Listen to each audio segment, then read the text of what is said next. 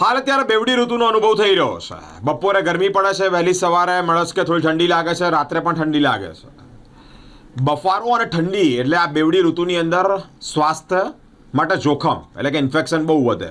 આ માંદગીને ઇન્વાઇટ કરતી હોય તેવી ઋતુ છે. અલગ અલગ જગ્યા પર વાયરલ ઇન્ફેક્શનના કિસ્સાઓ જોવા મળતા હોય છે. એસએસજી હોસ્પિટલ જે વડોદરા શહેરની આ મધ્ય ગુજરાતની મોટામાં મોટી હોસ્પિટલ કહેવાય, ત્યાં કેસો વધી રહ્યા છે.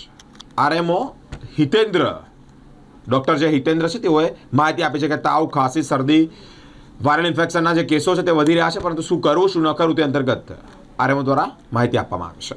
હાલમાં માવઠા જે થયા અને ડબલ ઋતુનો અનુભવ થઈ રહ્યો છે એ સંદર્ભમાં એટલું જણાવવા માગીશ કે હાલમાં વાયરલ ઇન્ફેક્શનના કેસીસમાં વધારો નોંધાઈ રહ્યો છે અને શરદી, ખાંસી, તાવના કેસો આ દરમિયાન વધારે જોવા મળી રહ્યા છે.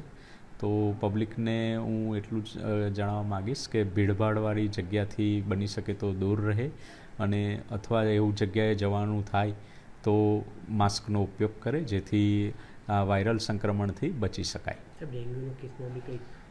ડેન્ગ્યુના કેસ હાલમાં નોંધપાત્ર નથી, પણ રોજ એકાદ કેસ આવી રહ્યા છે, રોજનો એકાદ કેસ.